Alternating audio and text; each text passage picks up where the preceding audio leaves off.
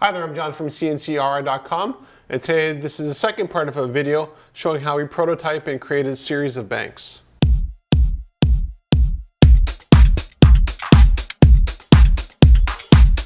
I'll just quickly show you what the banks sort of look like at this point in time.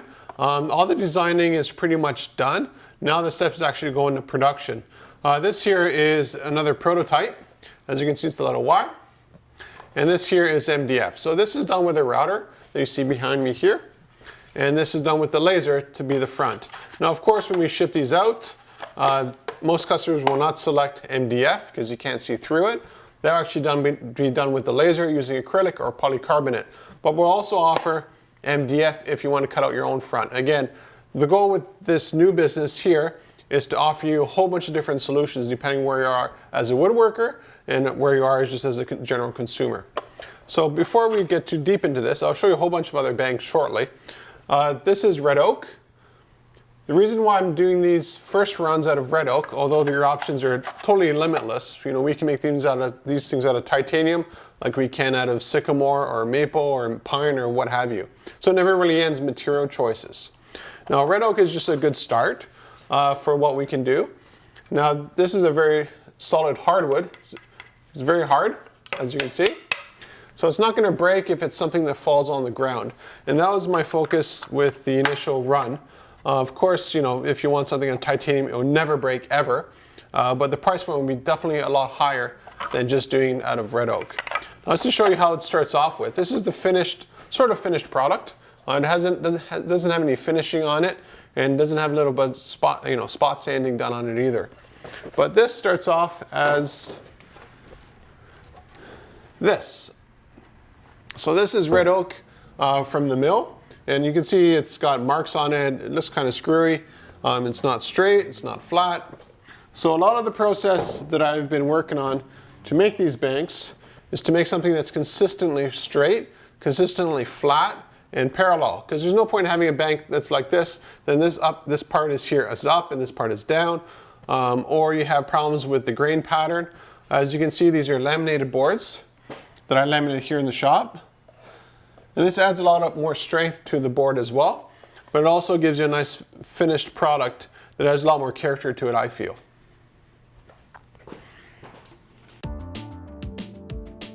Something that I always find interesting when taking up new projects and new businesses and that kind of stuff is you find out the limitations of some of your processes. Now in this case here, I'm using my table router to cut out all the little slices, roughly 2 inches in intervals of 2 inches. And I found out that the table saw has a lot of trouble cutting 2-inch thick red oak. So what I'm gonna have to do shortly is get a real table saw to cut out all the pieces so that I'm definitely more efficient than that. The other nice thing about having a really good table saw is that the process you see happening here where I'm flattening all the boards, I don't have to do that because I could actually do that with the table saw. So getting one machine solves 2 problems. Because the other table saw, what happened is either the blade would bunch up or the circuit breaker would cut off, because again, it just doesn't have enough power to cut through this kind of material consistently on a long-term basis. And one machine, again, 2 issues solved. Now here again, I'm using glue. I figured out a lot of processes here. What I did is I did these in 2 steps. The first step was flattening 2 sides and seeing how that glue up went. And then another one I did gluing up 3 sides to see how that glue up went. Now the reason why I want to do the 3 sides is because it means that when you put them flat on the clamps, they're actually dead flat. So the totally flat part is on the clamps, then you have 2 flat edges, and when you do your glue up, everything's totally flat, so you end up removing less material. The other way of doing it is just flattening the 2 edges, and then you got to flatten the top and bottom all over again, because nothing's totally dead flat. I'm going to show you the evolution of the design process behind making these banks. Now, there's a couple of iterations between them, but I just grabbed the first major ones. This one is actually part of a screw up, but you can see the big issue here is tear out. So this I could technically fill with epoxy, but why bother? I'm going in a production run. I don't want to spend all my time after a bank is done rebuilding a bank because something was wrong. So what caused this was just random chance. But also I was running the bit a little bit too aggressively. on the grain and it just ripped it right out. So this is the first F, and this is the semi-finished version of F, as you can see here. So it's roughly the same size, actually. Yeah, same size that way, same size this way. But you see the surface area here for your coins. Let me just take the MDF off here for a second. You can see for placing coins, this one has a lot more area in it. And that was my focus when I started designing these, is there's no point making a bank where you put a couple coins that's already full. Now this is the smallest size I'll be offering on the website. So, you know, that's where a lot of the design parameters and the stuff I got to work out are the hardest, because I have a small form factor that I'm trying to make as big as possible. Sort of like trying to design the TARDIS. You know, you have a small little, you know, phone booth, and what you want to do is go inside and it's infinite. Can't really do that right now here in the shop. I don't have the equipment to do that.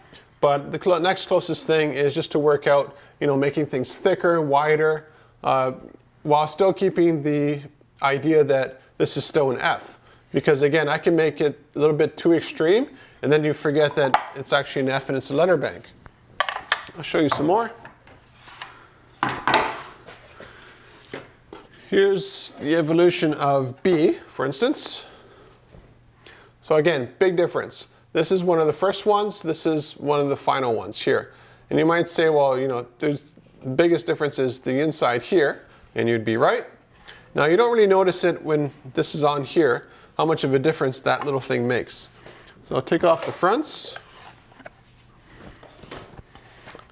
And now you can see surface area wise on the inside how much of a difference it makes, just making the little B's a lot smaller and wider. And again, they're the same size. So if you're using a bank, I far prefer to use this one here because I can hold a lot more stuff than this one here. I'll show you the A. A's had a couple of evolutions. You know, some of these are easier to evolve than others. So the A, and just try to see if I grab all three of them. So the first one here, put that there. Here's one of the first ones here. And again, one of the issues that I noticed right away with the banks is down here, there's not much room for coins. Now that's something I sort of slowly fixed on the other ones, but with something that's on the inside here, you're also taking off a lot of space. So the focus is to minimize that as much as possible. See, here's one of the first ones. Here's the second one. Now I'll show you to the third. And you can see here the difference it makes on the inside. So making this wider. Another thing, a design aspect I wanted for these banks was, again, these, you know, I have a son that's 1.5 years old, and I want him to have his own bank with his name on it, but I also want him to be able to easily put coins in it. And that's why I developed, I just put the front on so it's easier to notice. All right. You can see the coin slot here is massive. Now I don't want my son to spend his time trying to figure out where that coin slot is or how to put coins in it. The fun part is putting the coins in. It doesn't matter how you do it. Let's take a look at C. And this is one of the more challenging ones. Let me just show you first with the cover. So you can right away see which one's the first version and which one's one of the last versions. And the biggest difference, again, you'll see, literally, is on the inside. So this one is borderline useless because it's too narrow. This one is a lot more useful. So again, some letters are very easy to work with in this regard, and others are not. And the most challenging part about this project here, and developing the website and the e-commerce and all the other stuff that I've been doing, is I'm prototyping 26 designs at the same time. Now there's no efficient way to do that other than to make all 26, redesign it, make another 26, redesign it, make another 26, and so forth. So here's another one, M. And again, if you've been paying attention, you know which one is the newer one, which one's the older one. And let's take a look at the inside.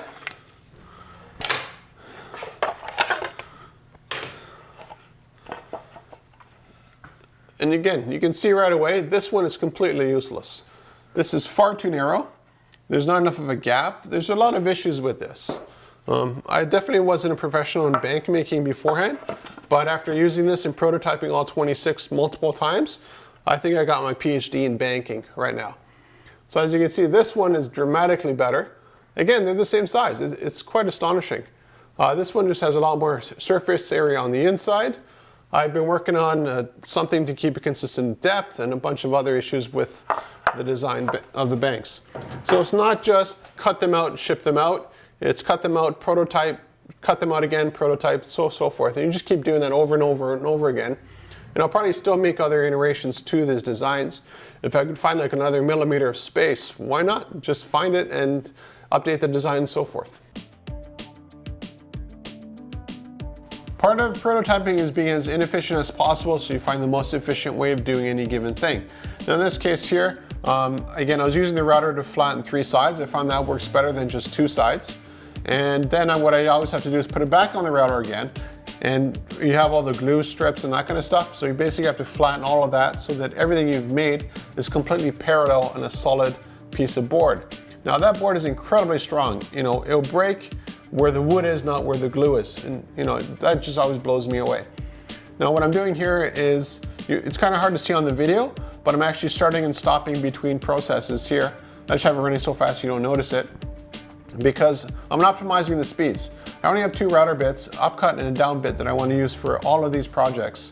And so what I'm doing is I'm changing the bit between the 2 processes, but I just want to use the upcut bit first to remove as much material as I can, and then I use the downcut to clean everything up across the whole board.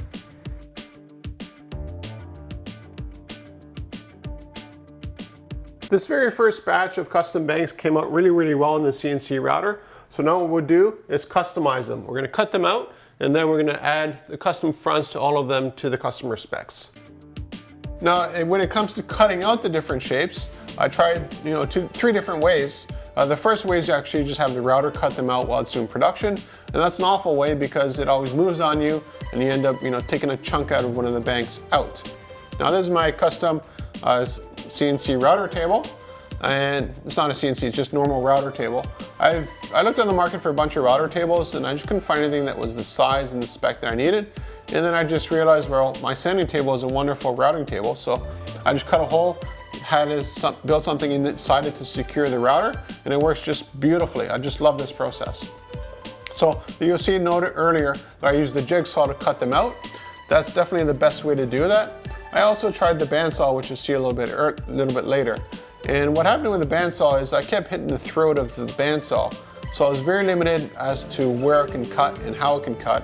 While with the jigsaw, it's basically freestyle. So you go anywhere it wants, and it cuts really well, relatively well. And again, I used the table router to finish up the cleanup process on all the edges anyways. Now here's another prototyping stream I guess I was doing. There's quite a few of these. I just didn't videotape all of them because sometimes when you videotape stuff, it takes a lot longer to do. So the only way to prototype 26 designs at once is to cut all 26 designs, optimize the designs, and then cut them all over again. So you end up wasting a lot of material, but there's no other way to do it. I initially considered, I'll just do A and I'll figure that out, then I'll do B and I'll figure that out. But I quickly, threw that idea away. And the reason is, I might learn something from Z that I can apply to A, but because I've already got A sorted out, now I got other headaches.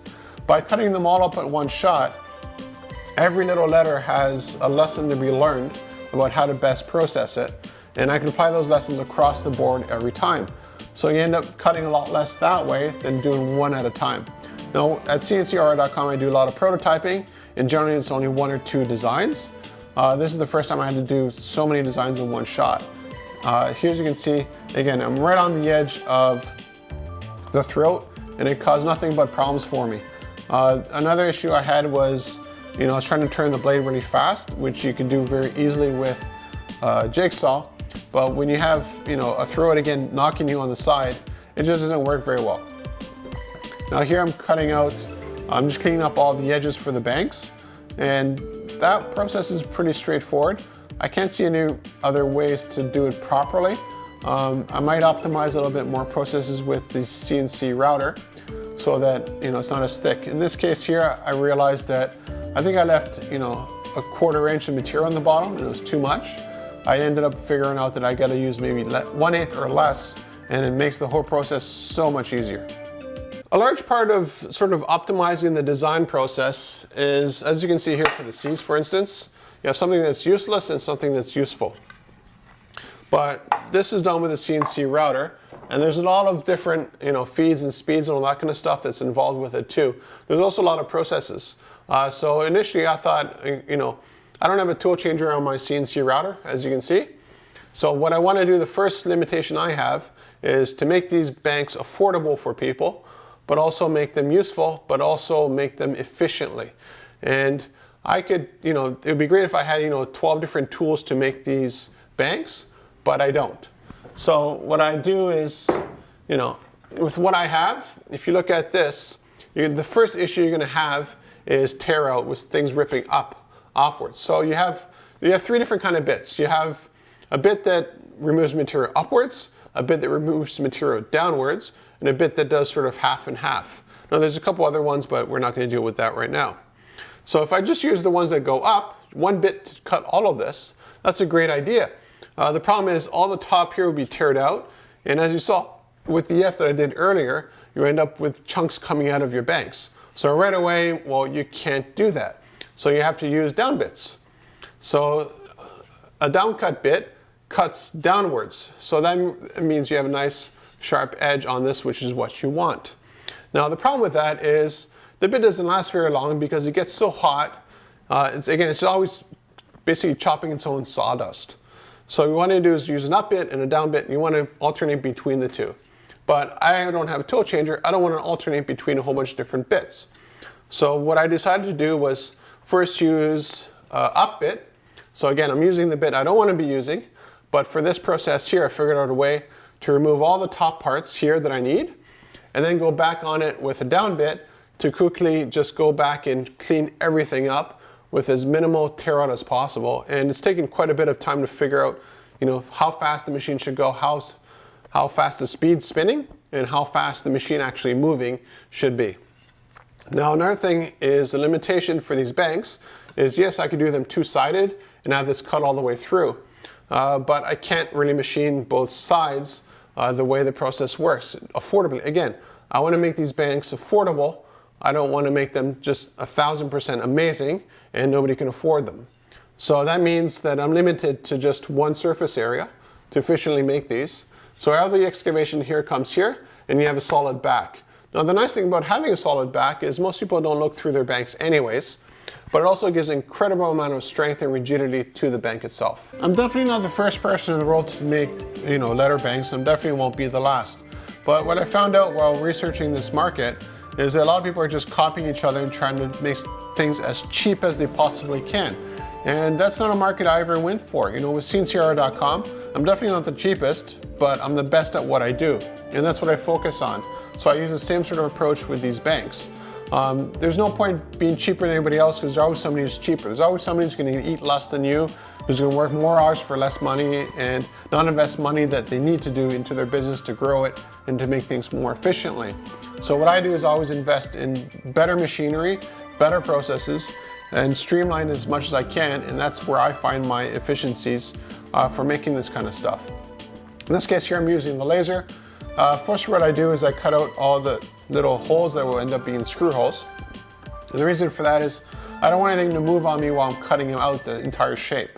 Now, you'll notice that there's lots of screw holes on a lot of this, and that's something I'm optimizing further for, because I didn't know, when I was making these banks, how many screw holes do you actually need to hold the money in the bank.